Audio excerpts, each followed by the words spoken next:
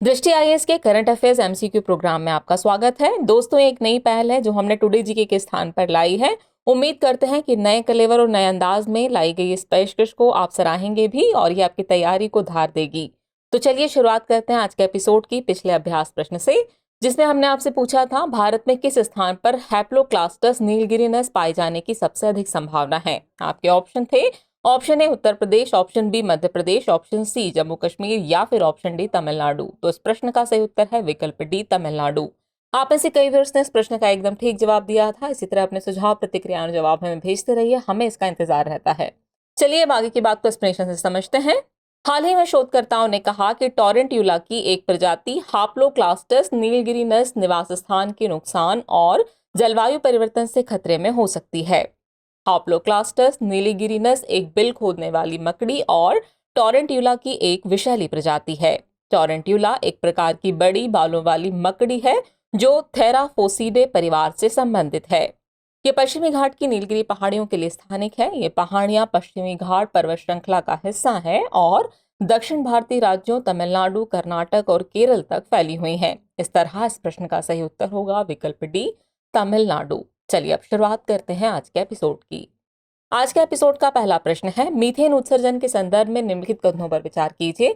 कथन 1 है जुगाली करने वाले पशु मीथेन उत्सर्जित करते हैं और कथन 2 है चावल के खेतों से अतिरिक्त 8% मीथेन उत्सर्जन होता है। उपयुक्त में से कौन सा से कथन सही है या फिर है, ये आपसे बताना है।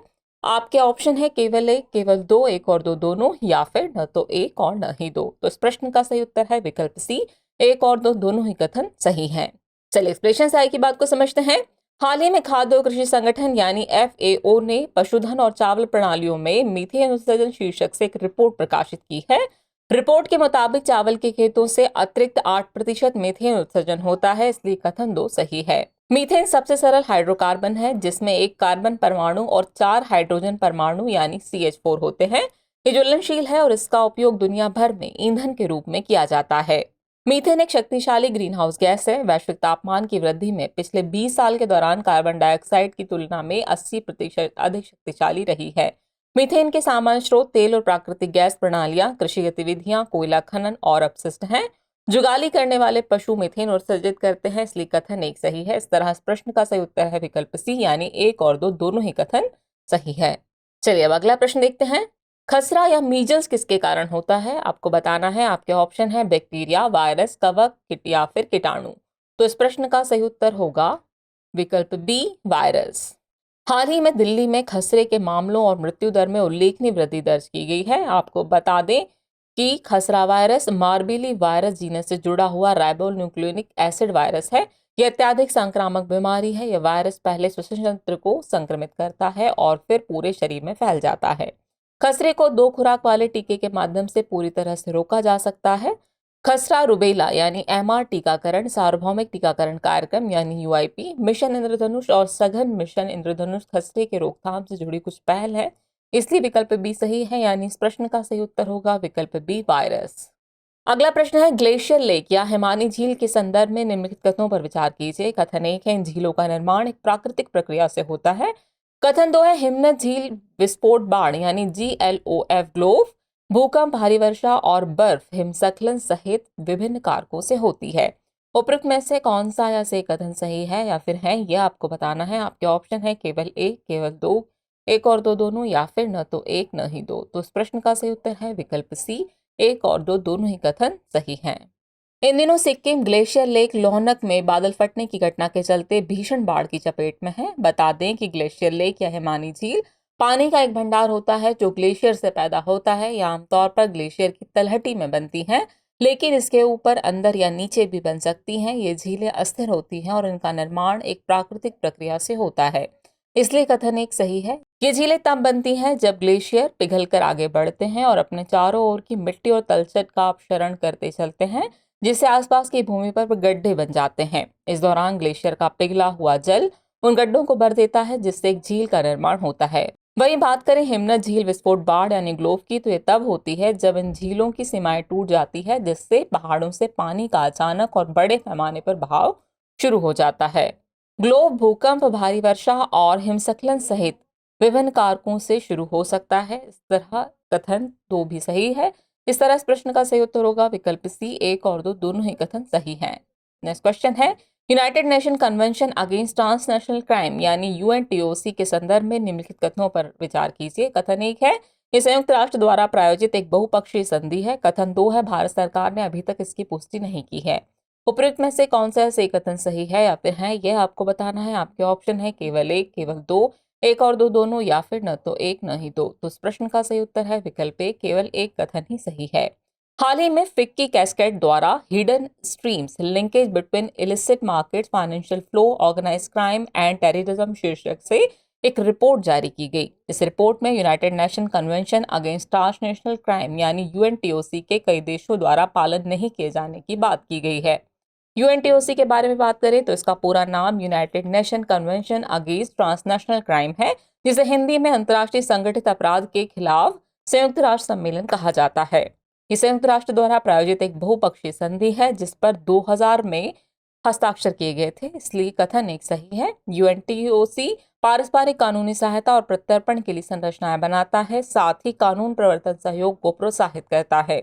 इसने कानून के माध्यम से आपराधिक अपराधों को स्थापित करने में पार्टियों की मदद करने के लिए मानदंड स्थापित किए हैं। भारत सरकार ने यूएनटीओसी की पुष्टि की हुई है, इसलिए कथन 2 सही नहीं है। इस तरह इस प्रश्न का सही उत्तर है विकल्प ए, यानी केवल एक कथन ही सही है। अगला प्रश्न है, चिनाब ब्रिज किस राज्य या केंद्र शासित प्रदेश में बनाया गया है? आपके ऑप्शन है पंजाब, हिमाचल प्रदेश, उत्तराखंड या फिर जम्मू कश्मीर। तो इस प्रश्न का सही उत्तर है विकल्प डी, जम्मू कश्मीर।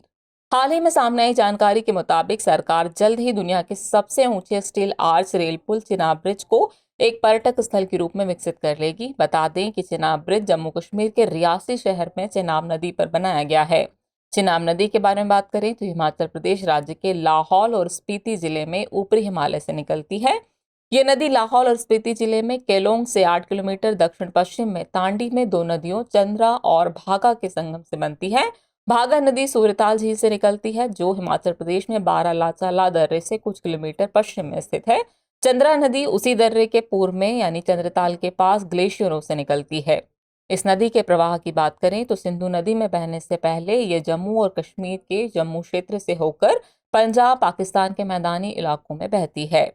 चिनाब पर कुछ महत्वपूर्ण परियोजनाएं और बांध परियोजनाएं चल रही हैं, जिनमें से महत्वपूर्ण है रतले जल विद्युत परियोजना, सलाल बांध जो रियासी के पास जल विद्युत परियोजना है, दुलहस्ती जल विद्युत संयंत्र जो कि किश्तवाड़ जिले में विद्युत परियोजना है, और इसी तरह पाकल दुल बांध भी है जो किश्तवाड़ जिले में मरुसागर नदी की सहायक नदी पर निर्माणाधीन है।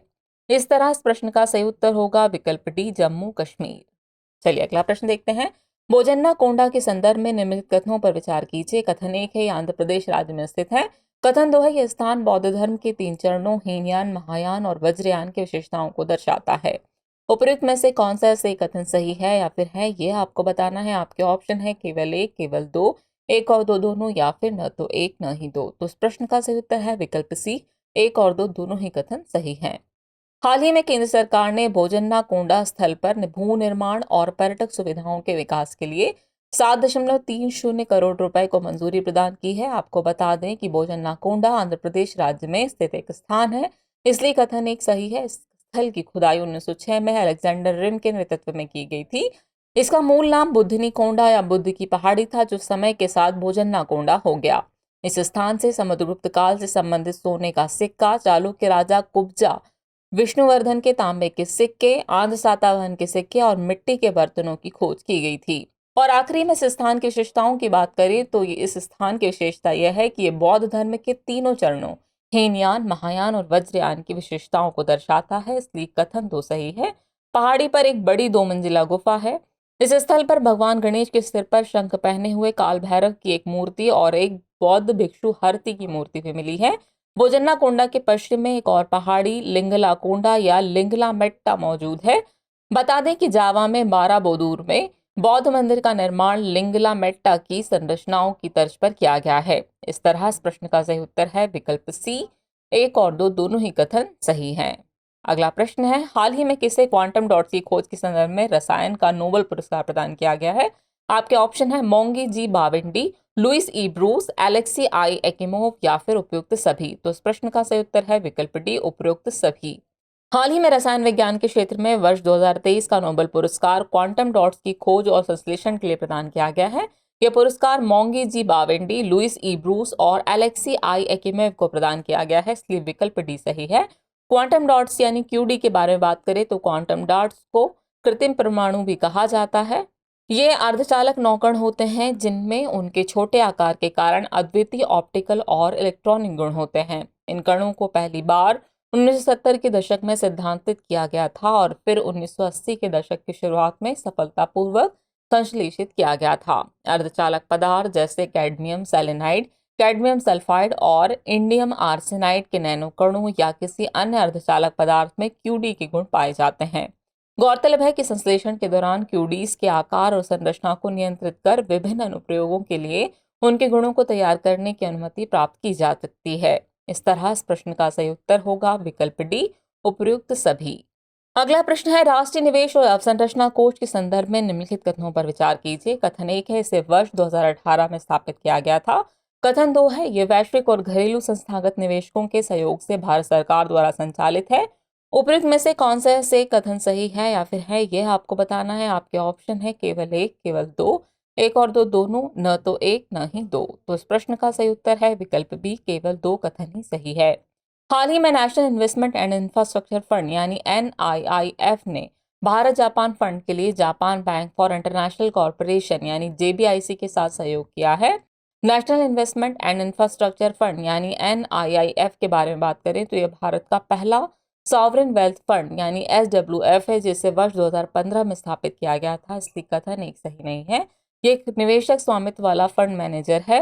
ये प्रमुख वैश्विक और घरेलू संस्थागत निवेशकों के सहयोग से भारत सरकार द्वारा संचालित है, इसलिए कथन दो सही है। ये ग्रीनफील्ड, ब्राउनफील्ड और रुकी हुई परियोजनाओं में निवेश करके बुनियादी ढांचे के वित्त पोषण को बढ़ाने वाली एक संस्था है। इसकी स्थापना का प्राथमिक लक्ष्य बुनियादी ढांचे से संबंधित परियोजनाओं में निवेश के माध्यम से बड़े पैमाने पर आर्थिक प्रभाव को अनुकूलित करना था। ये फंड 3 प्रकार के होते हैं, master fund, fund of funds और स्ट्रेटेजिक फंड। इस तरह इस प्रश्न का सही उत्तर होगा विकल्प बी, यानी केवल 2 कथन ही सही है।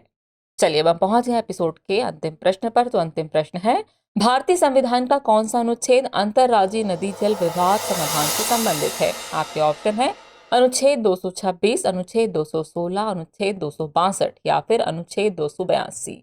तो इस प्रश्न का सही उत्तर है विकल्प सी, अनुच्छेद 262। चलिए एक्सप्लेनेशन देख लेते हैं। हाल ही में केंद्रीय मंत्रिमंडल ने मामले को सुलझाने के लिए कृष्णा जल विवाद न्यायाधिकरण 2 के संदर्भ की शर्तों को मंजूरी दे दी है। आपको बता दें कि भारतीय संविधान का अनुच्छेद 262 अंतरराज्यीय नदियों या नदी घाटियों के जल से संबंधित विवादों के न्याय निर्णय से संबंधित है। राज्य सूची की प्रविष्टि 17 जल से संबंधित है, अर्थात जल आपूर्ति, सिंचाई, नहर, जल निकासी, तटबंध, जल भंडारण और जल विद्युत आदि। संघ सूची की प्रविष्टि 56 केंद्र सरकार को सार्वजनिक हित में संसद द्वारा घोषित सीमा तक अंतर्राज्यीय नदियों और नदी घाटियों के विनियमन और विकास का अधिकार देती है। इस तरह इस प्रश्न का सही उत्तर है विकल्प सी, अनुच्छेद 262। चलिए अब नोट कर लीजिए आज के एपिसोड का अभ्यास प्रश्न। हाल ही में ताड़ के गुड़ उदनगुड़ी पनागरुपट्टी को भौगोलिक संकेत यानी कि GI टैग मिला है। ये किस राज्य से संबंधित है यह आपको बताना है। आपके ऑप्शन है Tamil Nadu, option B Karnataka, option C Kerala या फिर ऑप्शन डी तेलंगाना। तो व्यस इस प्रश्न का जवाब कमेंट बॉक्स में देना न भूलें। जल्दी मिलते हैं नए एपिसोड में कुछ और नए सवालों, नई जानकारियों के साथ। तब तक के लिए आप सभी का शुक्रिया।